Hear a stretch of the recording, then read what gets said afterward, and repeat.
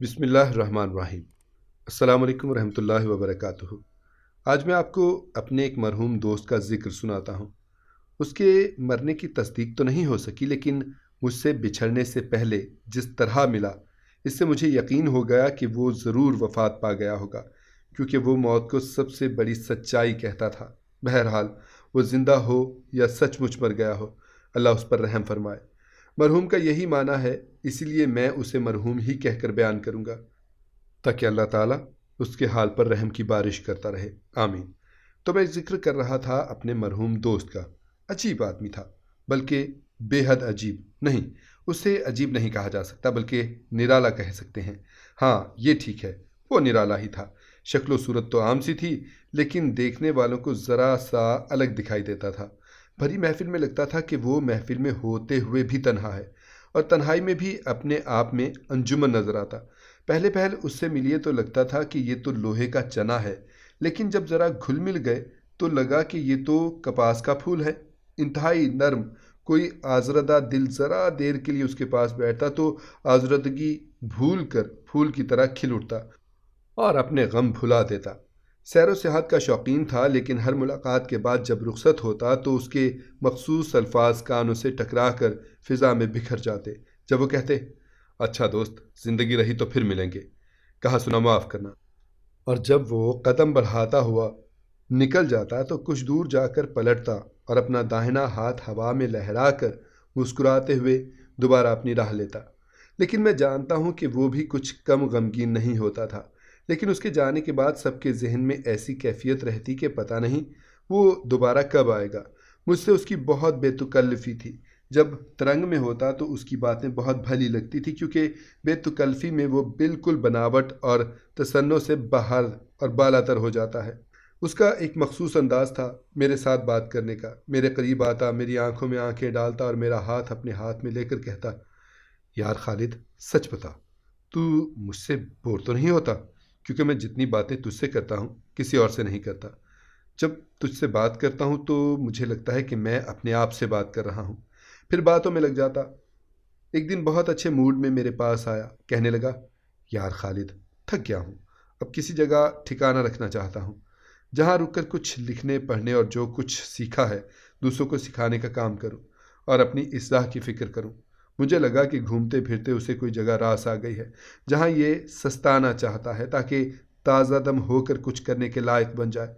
बहुत खुश खुश दिखाई देता था और हमेशा अपने आशियाने का जिक्र करता और अक्सर ये शेर गुनगुनाता, तन पे साया करने को साहिबां तो मिलता है, रूह के सुलाने को आशियाँ नहीं मिलता।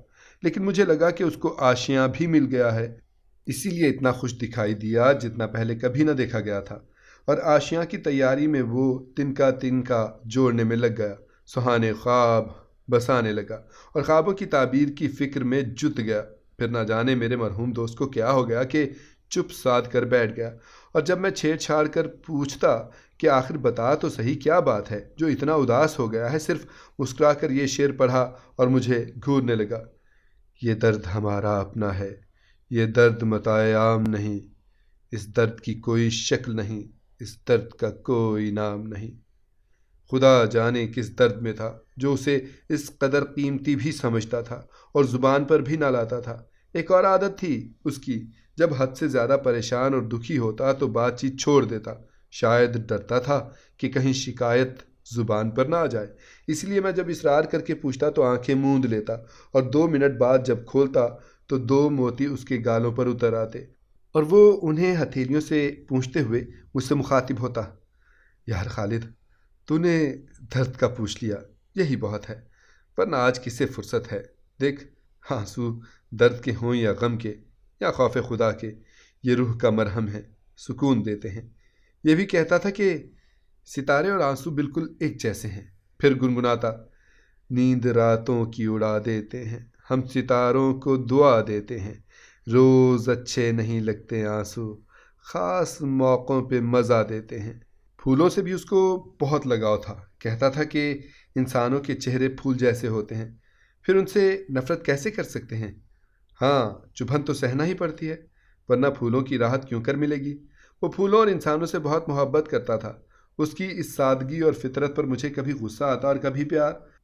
गुस्सा इस बात पर आता कि कहीं अपना नुकसान ना कर ले, और प्यार इस बात पर आता कि चलो एक जगह नुकसान उठा लेगा तो 10 जगह उसे सीने से लगाने और थाम लेने वाले मिल ही जाएंगे।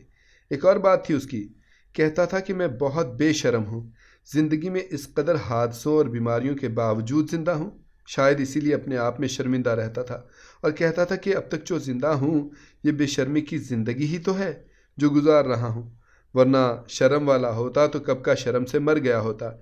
इसीलिए तो ये भी कहता था कि यार मैं तो मट्टी का बना हूँ, लेकिन मेरी मट्टी में खलूस और बेलौसी भी है। गलतियों का पुतला मानता था अपने आप को, गलती मान लेने और इल्ज़ाम तक कबूल कर लेने से नहीं घबराता था। उसे यकीन था कि जो आज इल्ज़ाम देंगे कल वही सफाई भी देंगे।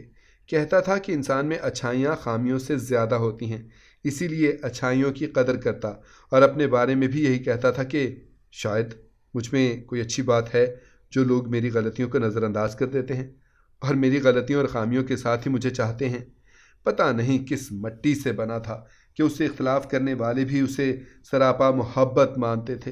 वो धूप में साए की तरह था। जब आखिरी दफ़ा मिलने आया तो पहली दफ़ा उससे ये गुनगुनाते हुए सुना, कुछ ख्वाब सुहाने टूट गए, कुछ साथ पुराने छूट गए, कुछ जख्म लगे थे बाहर से, कुछ अंदर से हम टूट गए, कुछ कश्ती अपनी शिकस्ता थी, कुछ हमसे किनारे रूठ गए।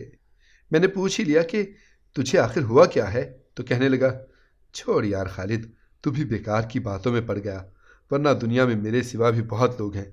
लेकिन तुझे एक शेर सुनाता हूँ।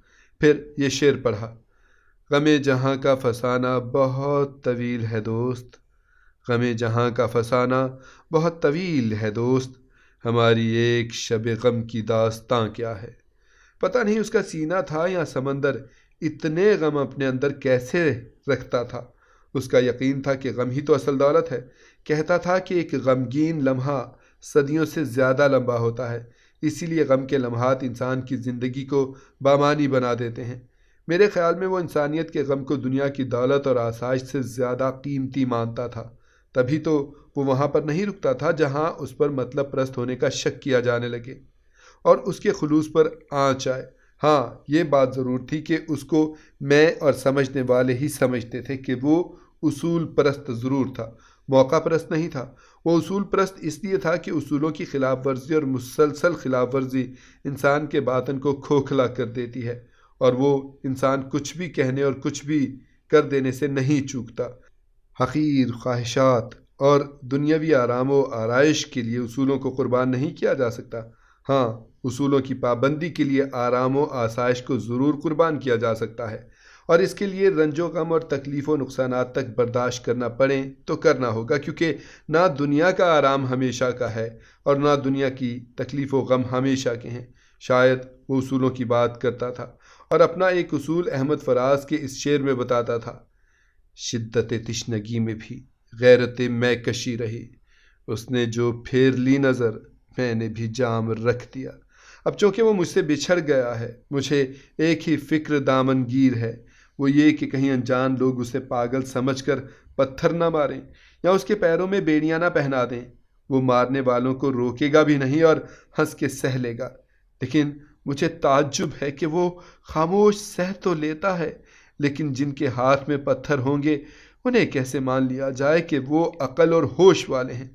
खुदारा, कहीं मेरे दोस्त की तरह का इंसान आपकी नज़र से गुजरे तो उसकी मुझे इत्तला दीजिए, क्योंकि उसने किसी मासूम की मासूमियत से खिलवाड़ नहीं किया कि पत्थरों से मारा जाए, और अगर वो इस दुनिया में ना रहा हो तो फिर बेफिक्री है, दुनिया और दुनिया वालों से उसे छूट मिल गई।